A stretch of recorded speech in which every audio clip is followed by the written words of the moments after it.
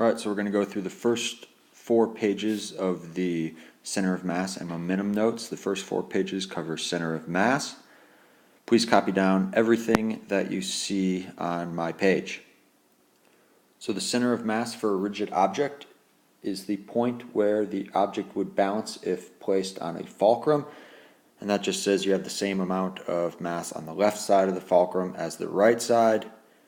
Not only the same amounts, but the distance average would also be equal so that the torques would work out correctly so the object balances. The center of mass is also the point where all of the mass could be considered to be concentrated. This would be used for free body diagrams and for calculating things like the potential energy of gravity. The formula for center of mass is to add up all of the individual masses multiplied by their position on the top, and to add up all of the individual masses on the bottom. The sum on the bottom just represents the total mass. So pause this video as needed so you can copy down everything. Moving on, we have an example here.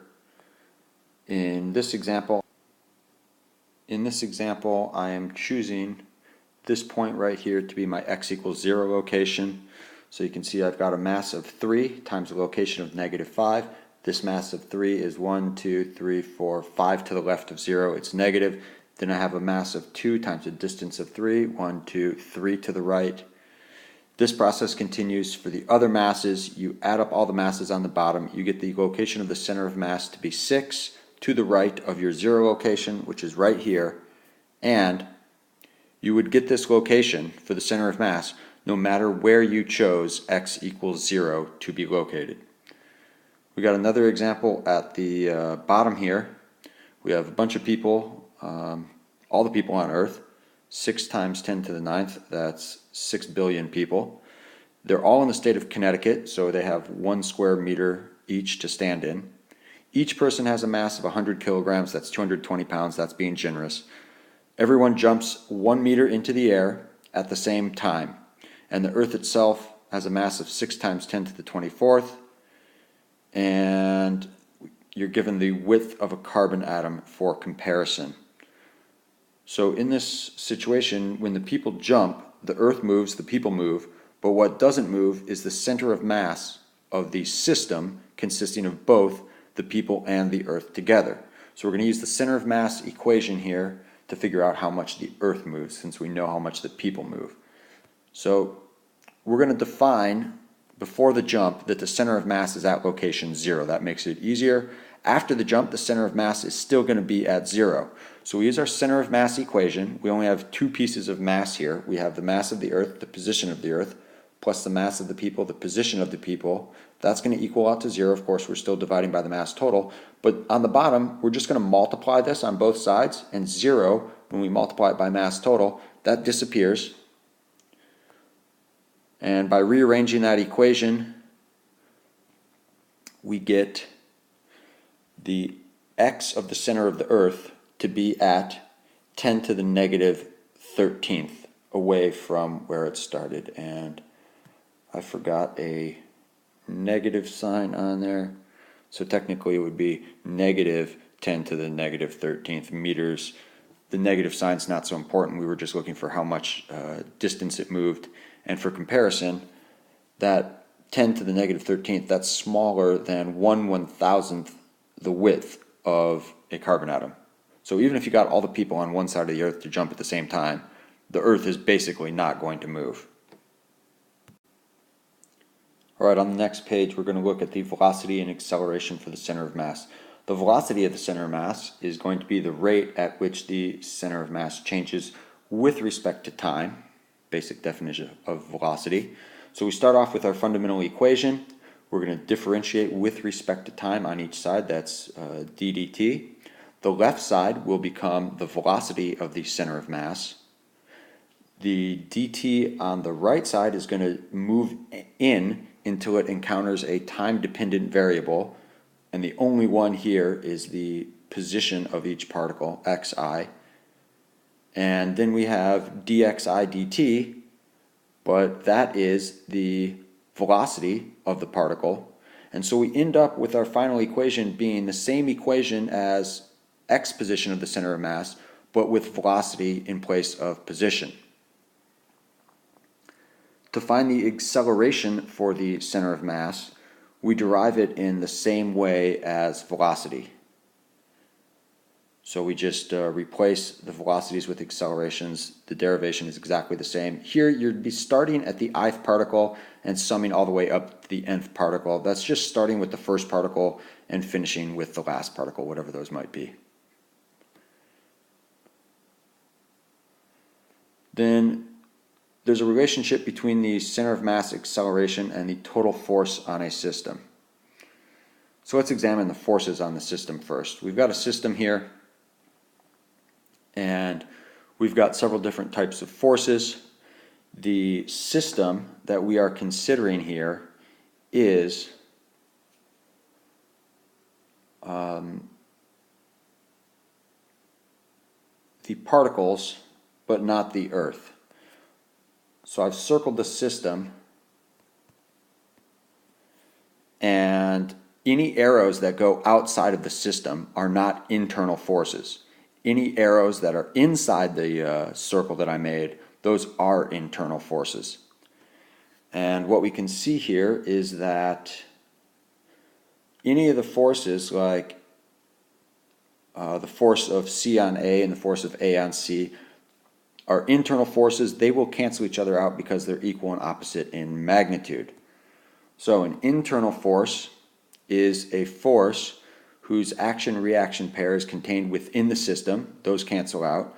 An external force is any force whose origin is an object outside of the system, and only external forces contribute to the acceleration of the center of mass, because all of the internal forces cancel out.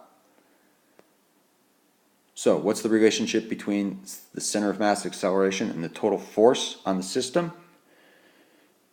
Well, if we look at the equation above, if we just multiply each side by m, so I'd have an m times ACM, that is the sum of the forces. So the sum of the forces is mass times acceleration of the center of mass.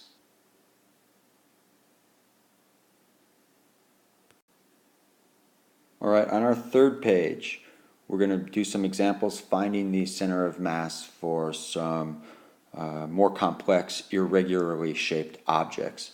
The formula for x center of mass is the same for y center of mass, just replace x with y. And I see I forgot to do that right here, so let me correct that real quick. This should not be x center of mass.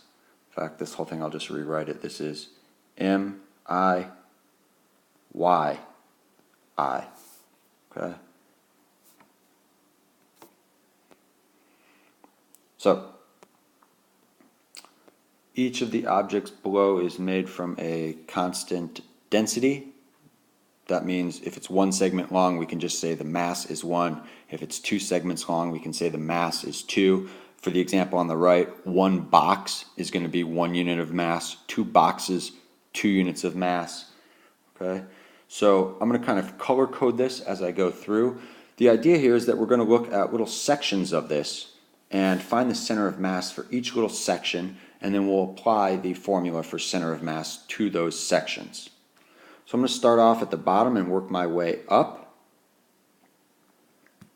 On the bottom here, I'm going to have 1, 2, 3 bars. Each of those bars has a mass of 2, so there's a mass of 6 total. And the center of those, by symmetry, is right there. And so we have a mass of 6, and the position of this is -1, -3. Now I go to my next branch here. For my next branch, I'm going to take this long stick section right here. That stick section has a center that's right there, and it has a mass of 6, since it's 6 units long, and the location of its center is 0, -1. Continuing on, next I'm going to take a branch of 4 right here. That branch of 4 has a center here. It has a mass of 4, and the center position is at 2, 2. And then I've got one more section left. In this last section, we've got 2 branches of 2. The center is right there.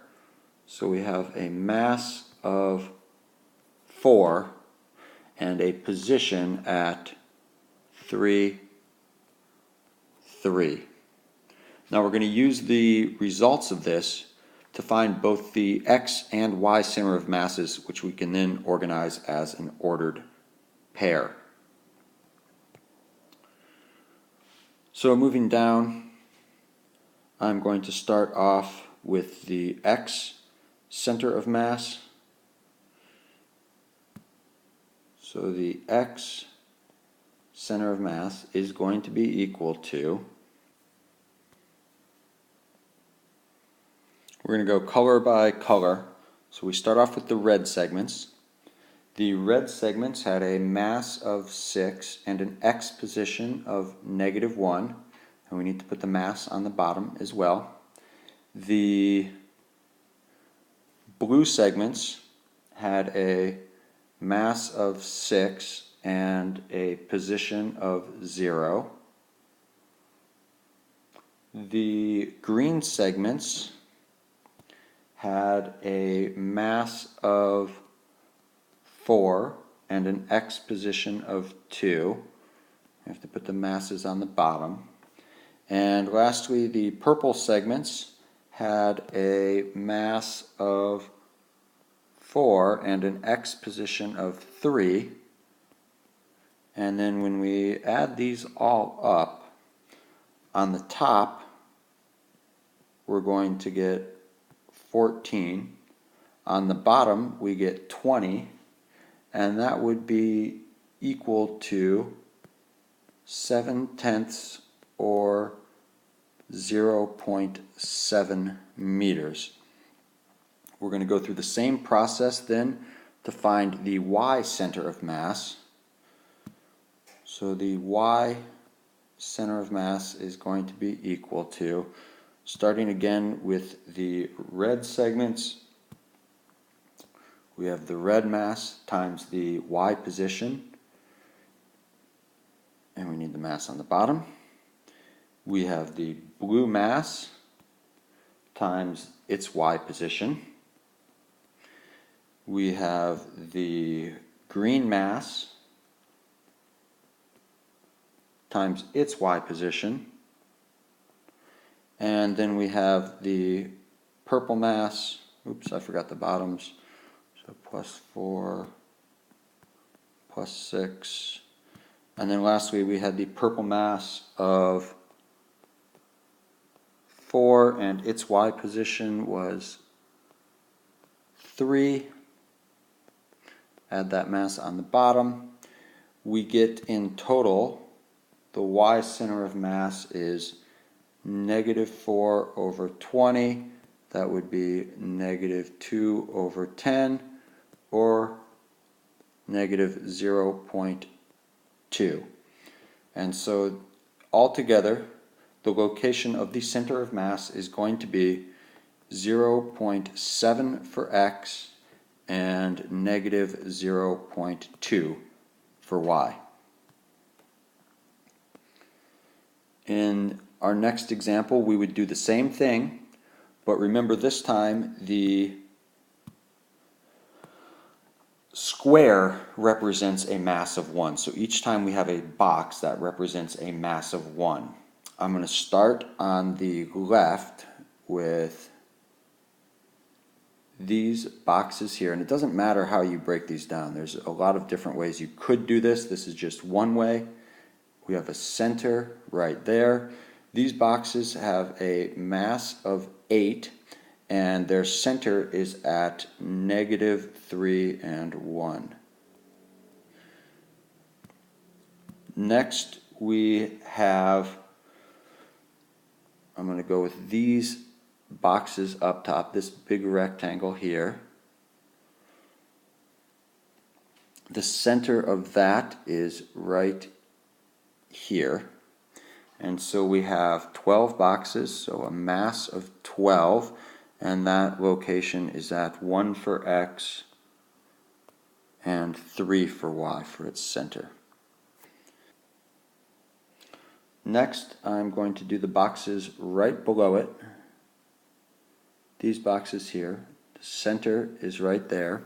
We have 8 boxes total, so mass of 8, and the center is at 2, 1.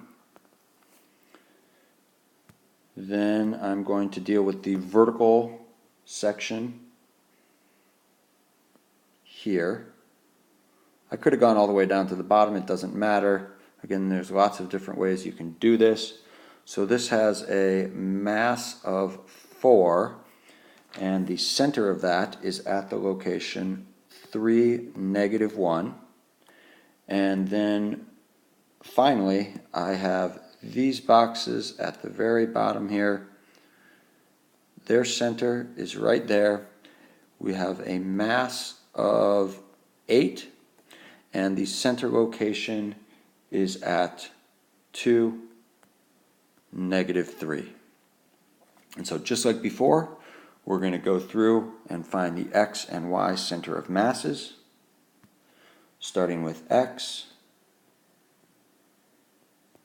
The X center of mass is going to be, we have the red mass times its X position, put that on the bottom. Then we have a blue mass times its X position, put the mass on the bottom. Then we have a green mass of 8 times its X position, put the mass on the bottom. Then we have a purple mass of 4, its position was 3, put the mass on the bottom. And lastly, we had an orange mass of 8, its position was 2, and we put that mass on the bottom. In total then, we get the X center of mass equal to 32 over 40. 8 goes into both of those, so this would reduce to 4/5 or 0.8. Now for the Y center of mass. Same process. Start with the red. Mass of 8 times a position of 1. Then we go to the blue. Mass of 12, position of 3, put the mass on the bottom. Then we had the green, which was a mass of 8 times a position of 1, that's a Y position, mass on the bottom. Then we had the purple, which was a mass of 4 times a position of -1, put that 4 on the bottom. And lastly, we had the orange, which was a mass of 8 and a Y position of -3, and we need to add that 8 on the bottom. And so in total, we're going to get the Y center of mass equal to 24 over 40. 8 will also go into those. We're going to have 3 over 5 or 0.6. And to sum it all up, our position for our center of mass is going to equal 0.8 for X and 0.6 for Y. And we could go back and mark these on our original diagrams. So 0.8 0.8 for x, 0.6 for y. That would be right about there. That's our center of mass. And if we go back to our first one, we had 0.7 and negative 0.2. And that would put our center of mass about right there. Okay? So that would be our center of mass. That's all that we got for this page. There's those couple examples in total. So one more page. All right, on this last page, we're going to deal with the center of mass for a continuous object whose density varies as a function of its length. When density varies as a function of length, we assign that a density function. This is the Greek letter rho, and it's commonly used to express densities. So to find the center of mass, you're going to split the object up into tiny little sections of width dx and mass m. Okay, so each of these little bars here, those represent divisions, and each little division has a mass dm, and the position of each little division is x. So maybe we start with x equals 0 over here on the right, and we end at x equals 3 if that was the total length of this object. And you would multiply each little dm by how far to the right it is from the origin. And we're calling the origin the left-hand corner here. When you do that and you add up all of the little tiny x times dm products, that gives you the top summation on the center of mass formula. And to get the denominator in the center of mass formula, you add up all the little dm's. Of course, when you're working with dx's and dm's, we know this is headed towards calculus. And so here we have the center of mass formula in calculus form, which is useful for finding objects that vary continuously like that, right? That's what calculus is for. It's for dealing with things that vary continuously, like an object's velocity or acceleration, forces, etc. A more useful equation in this situation is found by using a calculus trick. And the trick here is to take our center of mass formula in calculus form, multiply the top and the bottom by dx over dx, dx, dx, dx, dx. Okay, that's just a clever way of multiplying by 1. And when we see this now, the ratio of dm dx right here and right here, dm dx represents the density of the object at point x, which is given by our density function, or just rho. So we can replace dm dx with rho in the equation, and we've got a more useful equation now, because oftentimes we know how density varies with length. So we got an example here at the bottom. We have a rod whose density varies as the square root of the distance. Right, we can see that here. So at the far left side of this rod, square root of 0 would be 0. You'd have no mass there. And as you move progressively to the right, you get more and more dense as you're taking the square roots of larger and larger numbers. So basically this rod gets heavier and heavier and heavier as you move to the right, denser and denser and denser. So I've split the formula here into two sections. We have a top section and a bottom section, and we're going to evaluate those separately. So here's the top and the bottom. On the top, we're integrating from 0 to L, which is the left side of the rod, the right side of the rod. We substitute in the density function. So this is x times rho dx. We can move the a out, that's a constant. We rewrite x times rad x as x to the 3/2 power. We integrate, make sure you show your limits afterwards, evaluate, and we get this as our final integral value for the top of our fraction. On the bottom, we do the same thing. It's a little bit simpler because we don't have that extra x in here. You're still going to move that a out. You integrate. Make sure you have constants here that will cancel out your exponent. If you were differentiating, going in reverse, think about if they cancel out or not. Evaluate, we get this as a result on the bottom.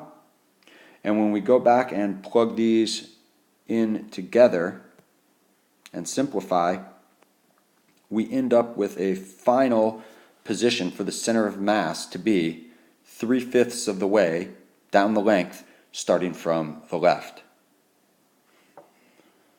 So here's that in total.